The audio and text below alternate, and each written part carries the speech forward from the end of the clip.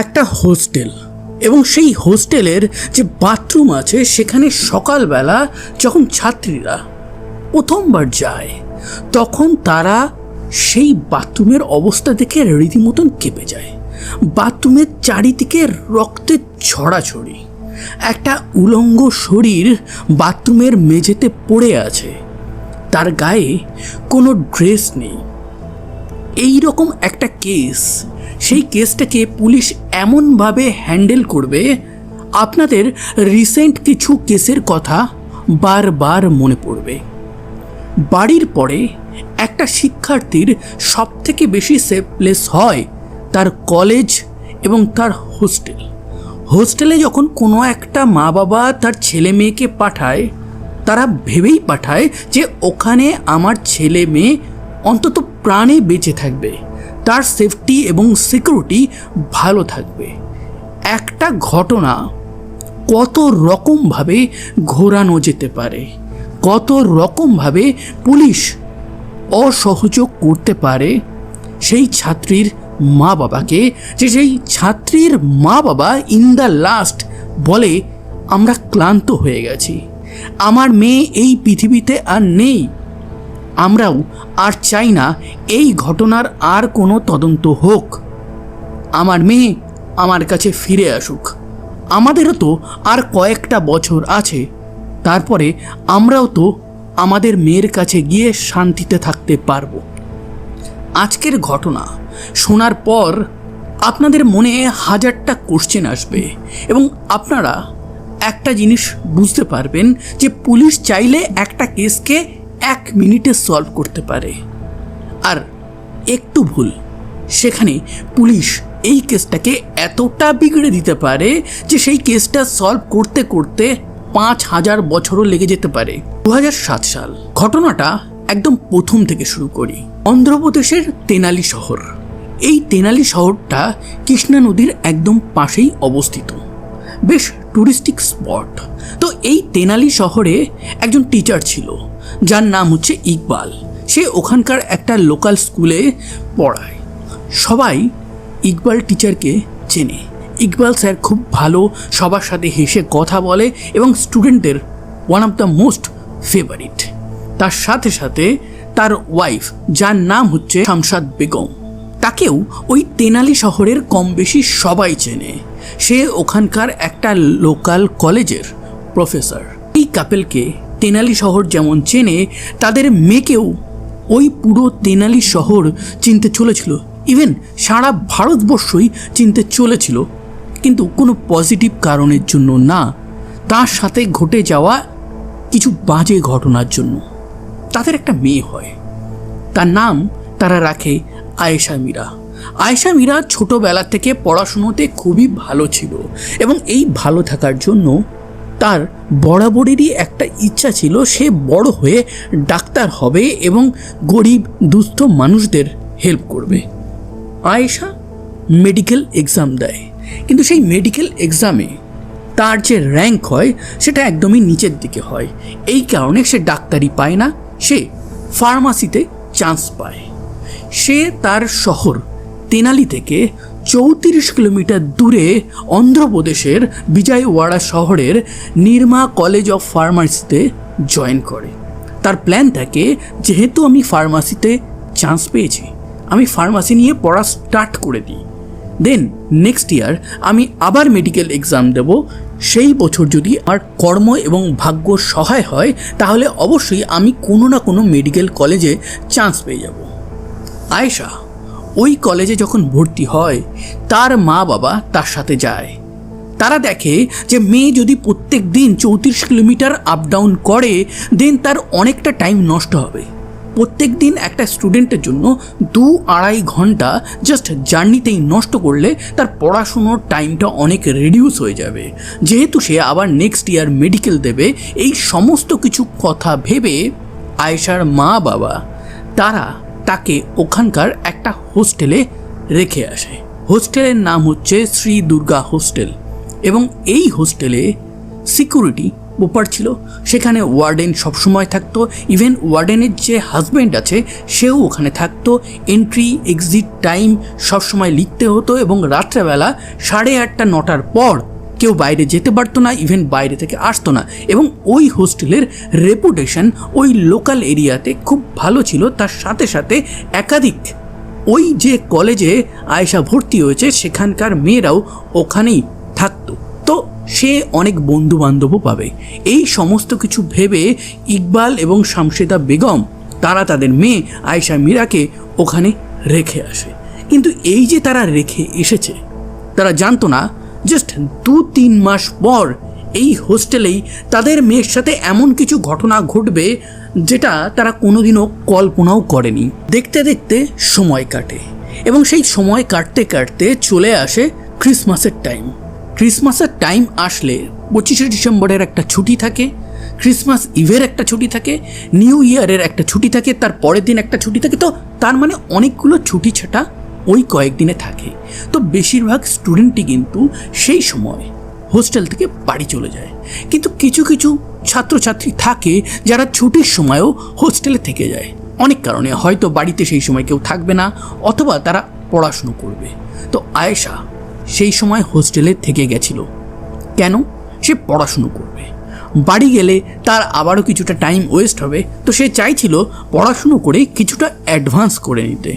25শে December সেই ছুটিটা সে কাটায় ওই হোস্টেলেই। দেন নেক্সট ডে 26 তারিখ একটা নর্মাল ডে ছিল। হোস্টেলের ছাত্রছাত্রীরা সেই আসবে 2-3 তারিখে। কিন্তু সেই রাতে কি ঘটবে সে তখনও জানে না। সেদিন রাত্রেবেলা তার হোস্টেলে থেকে যাওয়া একটা বান্ধবীর সাথে সে ডিনার কমপ্লিট করে নিজের রুমে চলে যায়। নিজের রুমে চলে যাওয়ার পর হোস্টেলের লাইট বন্ধ হয়ে যায়, সবাই ঘুমিয়ে পড়ে এবং নেক্সট ডে সকালবেলা ঠিক 6:30 যখন বাজে, আয়েশার রুম থেকে মাত্র 40 ফিট দূরে যে কমন বাথরুম ছিল সেখানে এক ছাত্রী সকালবেলা ফ্রেশ হওয়ার জন্য যায় এবং ফ্রেশ হতে গিয়ে সে যে দৃশ্যটা দেখে সেটা দেখেই চিৎকার চেঁচামেচি শুরু করে। হোস্টেলে যে কয়জন সেই সময় ছিল তারা প্রত্যেকে দৌড়ে আসে, হোস্টেলের ওয়ার্ডেনও চলে আসে। তারা দেখে পুরো বাথরুমটা রক্তে ছেয়ে গেছে। কেউ একজন উলঙ্গ হয়ে উবুড় হয়ে পড়ে আছে, তার পাশে একটা চিঠি রাখা আছে। সেই উলঙ্গ নারীর শরীরের উপর কেউ একটা খোদাই করে লিখে দিয়েছে প্রেমা চিরুথা। প্রেমা মানে ভালোবাসা আর চিরুথা মানে চিতা, ভালোবাসার চিতা, এইটা লিখে দিয়েছে। পাশেই একটা নোট আছে। দেখেই বোঝা যাচ্ছে যে পড়ে আছে তার সাথে খুবই ভয়ঙ্কর কিছু হয়েছে। কে পড়ে আছে? হোস্টেলের স্টুডেন্টরা দেখা মাত্রই বুঝতে পারে ওটা আয়েশা মীরার বডি। পুলিশকে ডাকা হয়। পুলিশ এসেই বলে দেয় আয়েশা মীরা অনেক আগেই মারা গেছে, তার বডিটা ময়না তদন্তের জন্য নিয়ে যাওয়া হবে। কিন্তু তার আগে তার মা বাবাকে খবর দিতে হবে। ওয়ার্ডেনের যে হাজব্যান্ড ছিল সে সোজা আয়েশা মীরার মা বাবাকে ফোন করে বলে যে আপনাদের মেয়ে প্রচণ্ড অসুস্থ হয়ে গেছে, তো তাকে হসপিটালে অ্যাডমিট করা হয়েছে, আপনারা তাড়াতাড়ি আসুন। আয়েশা মীরার মা বাবা ভাবে যে তাদের মেয়ে হয়তো কোনো একটা কারণে অসুস্থ হয়েছে, তাকে হসপিটালে ভর্তি করলে তাদের টাকা লাগবে। তো তারা যেখান থেকে পারে অনেকগুলো টাকা জোগাড় করে যখন হোস্টেলে পৌঁছায় দেখে হোস্টেলে প্রচুর লোকজন জড়ো হয়ে গেছে। এবার যখন হোস্টেলে সেই বাথরুমের কাছে আয়েশার মা বাবা আসে, তাদেরকে বলা হয় আপনার মেয়ে এখানে মৃত অবস্থায় পাওয়া গেছে। বডিটা নিয়ে যাওয়া হয়, ময়না তদন্ত করা হয় এবং ময়না তদন্তে ক্লিয়ারলি বেরিয়ে আসে তার সাথে কুকর্ম করা হয়েছে এবং কুকর্মটা করা হয়েছে আয়েশা মীরার মৃত্যুর পর। কেউ একজন তাকে মাথায় প্রচণ্ড জোরে আঘাত দেওয়া হয়েছে। পুরো ঘটনাটা কি ঘটেছিল তখন পুলিশও কনফিউজ, আয়েশা মীরার মা বাবাও শক পেয়ে গেছে। হোস্টেলে যতজন ছিল সবাই শক পেয়ে গেছে।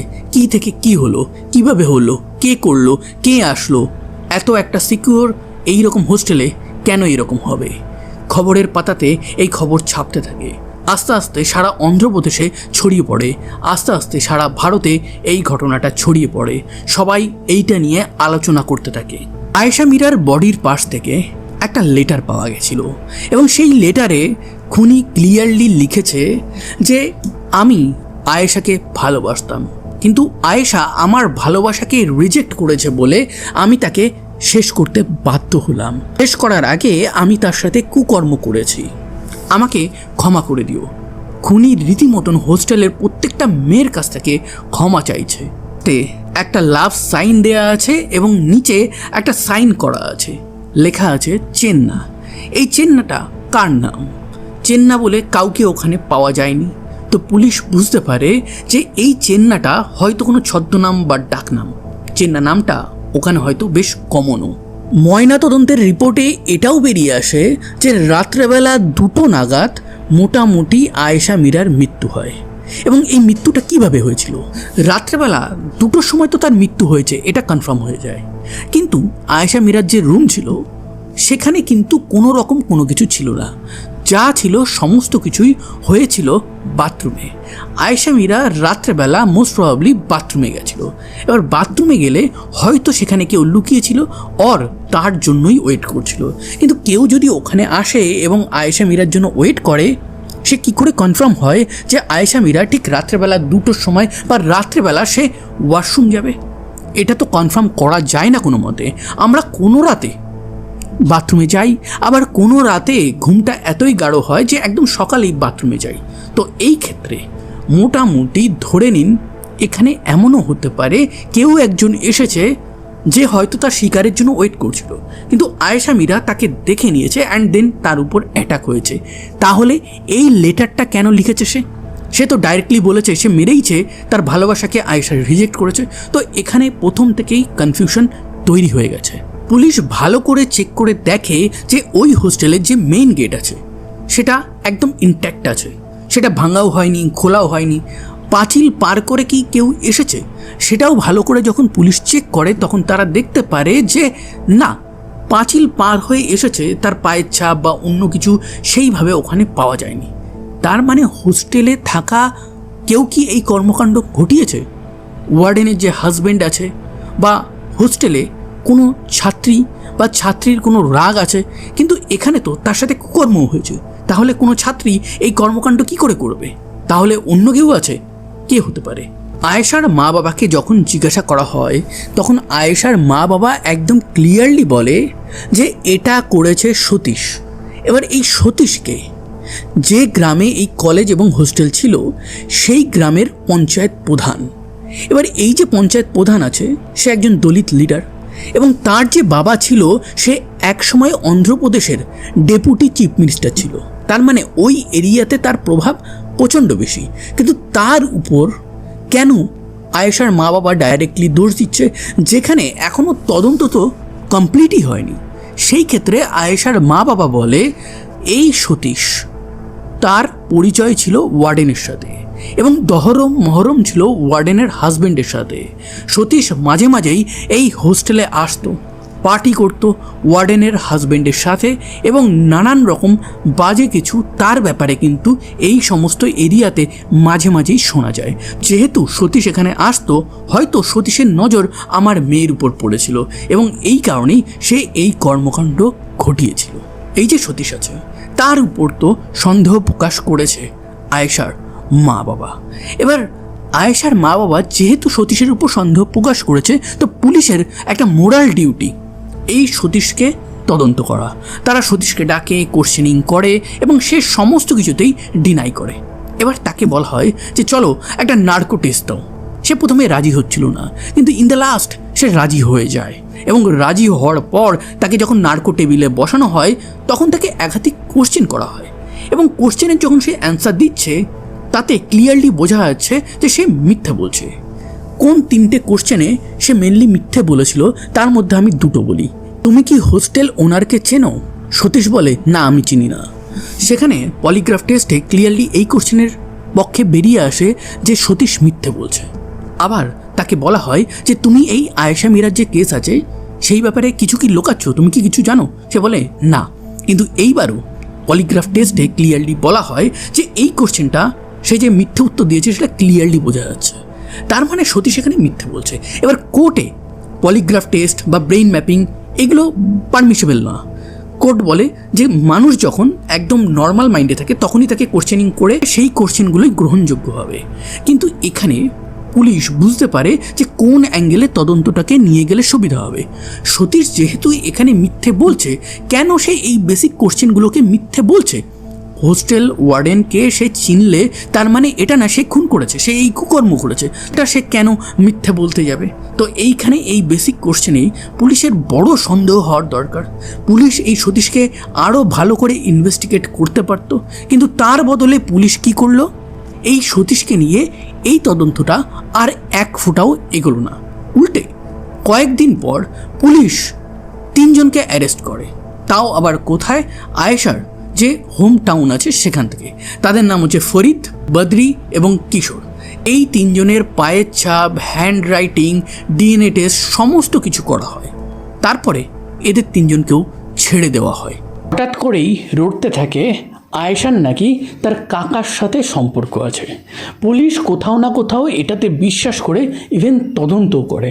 পরবর্তীকালে দেখা যায় যে এটা পুরোপুরি আয়েশার যে ইমেজ আছে সেটাকে নষ্ট করার জন্যই এই জিনিসটাকে রটানো হয়। এর মাঝেই কিন্তু অন্ধ্রপ্রদেশের জায়গায় জায়গায় বিক্ষোভ মিছিল শুরু হয়ে গেছে। মিনিস্টারের সাথে আয়েশার মা বাবার দেখা হয় এবং চিফ মিনিস্টার এটুকু আশ্বস্ত করে আয়েশার মা বাবাকে যে এটা তদন্ত ঠিকঠাকভাবে হবে এবং ইন দ্য লাস্ট সে কিছু টাকার অনুদান দেওয়ার জন্য বলে। তখন আয়েশার মা ক্লিয়ারলি বলে যে আপনার মেয়ে যদি আজকে এইভাবে মারা যেত তাহলে আপনি কি অনুদান নিতেন? আমার এই অনুদান দরকার নেই, আপনি দয়া করে সুষ্ঠুভাবে তদন্ত করে আয়েশাকে অন্তত জাস্টিস দিন। এরপরে পুলিশ হায়দ্রাবাদ থেকে অ্যারেস্ট করে শিভান নামে এক ব্যক্তিকে। তার এগেনস্টেও নানান রকম কেস সাজিয়ে পুলিশ নানান রকম টেস্ট করে, পুলিশ আবারও ফেল করে, একেও মুক্তি দিতে হয়। আরও কয়েকদিন কেটে যায়। উপেন্দ্র নামক এক ব্যক্তিকে তারা অ্যারেস্ট করে, তাকে তারা 15 দিন জেলে রাখে, অনেক কিছু জিজ্ঞাসাবাদ করে, অনেক রকম টেস্ট করে এবং ইন দ্য লাস্ট এই উপেন্দ্রকেও পুলিশ ছেড়ে দিতে বাধ্য হয়। এর মধ্যে এই কেস থেকে 3 জন কমিশনার সরে যায় বা তাদেরকে সাসপেন্ড করা হয়। তারপর ওখানকার যে লোকাল জেল আছে সেই জেলে একজন বন্দি ছিল যার নাম হচ্ছে গুরবিন্দর। এবার এই গুরবিন্দর কেন অ্যারেস্ট হয়েছিল? সেও একটা কুকর্মের কাছে অ্যারেস্ট হয়েছে। এবার পুলিশ হঠাৎ করেই একটা নতুন থিওরি এখানে আনে যে এই গুরবিন্দর এই কর্মকাণ্ড করেছে।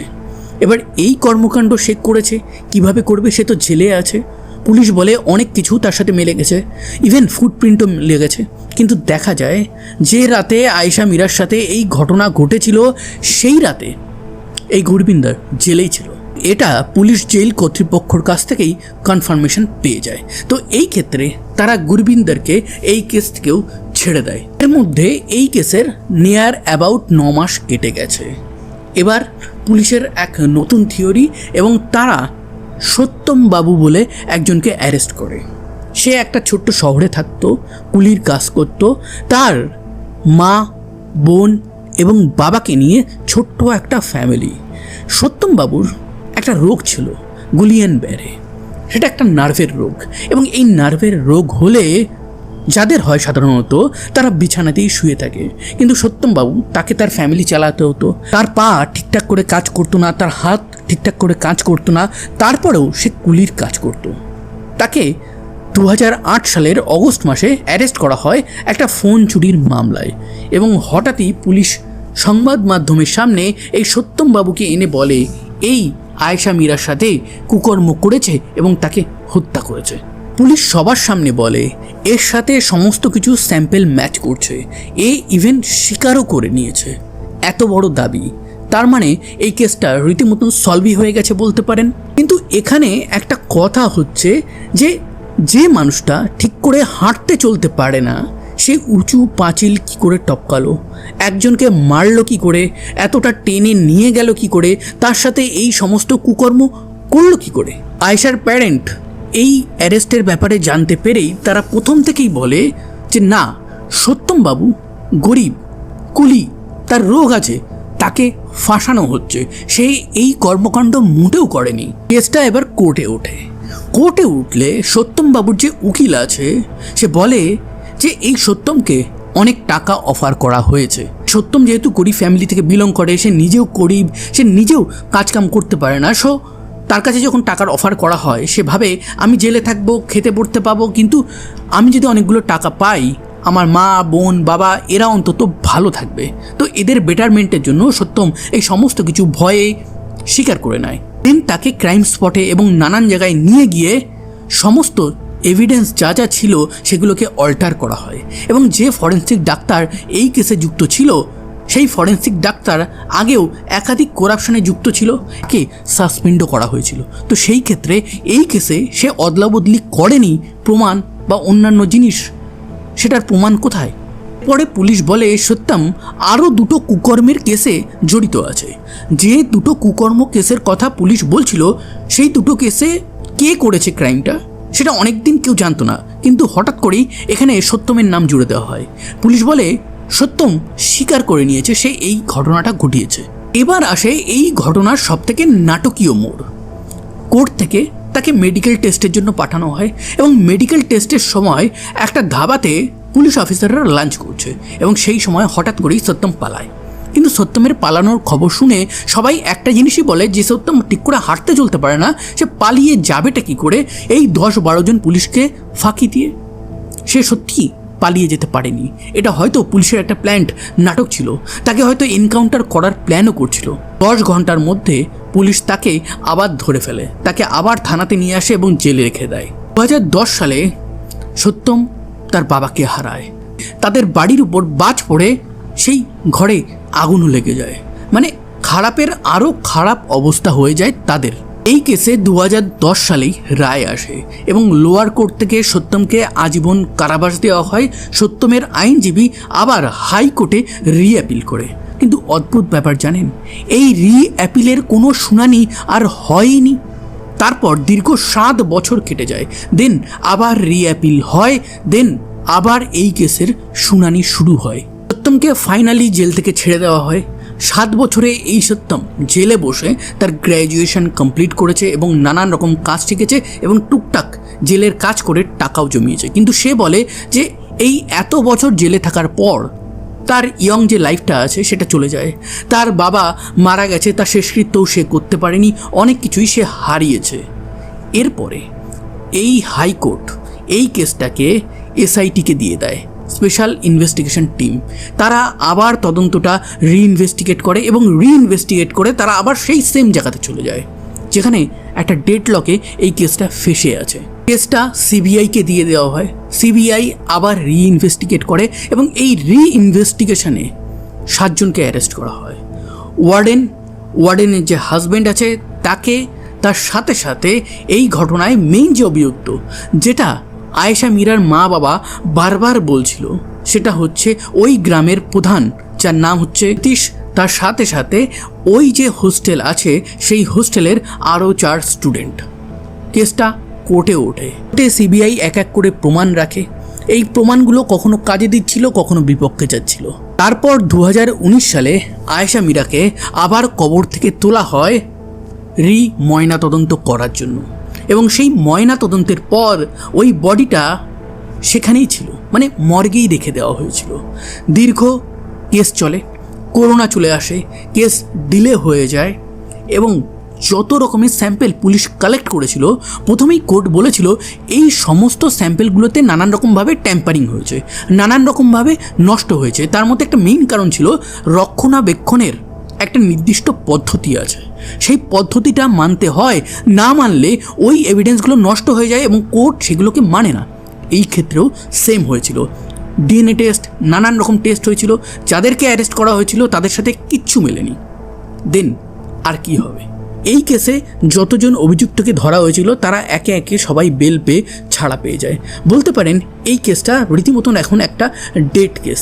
2025 সালে আয়েশার মা শামশেরা বেগম সে কোর্টে গিয়ে বলে আমার মেয়েকে অন্তত ফেরত দেওয়া হোক, তাকে আমি শান্তিতে ঘুমাতে দেবো।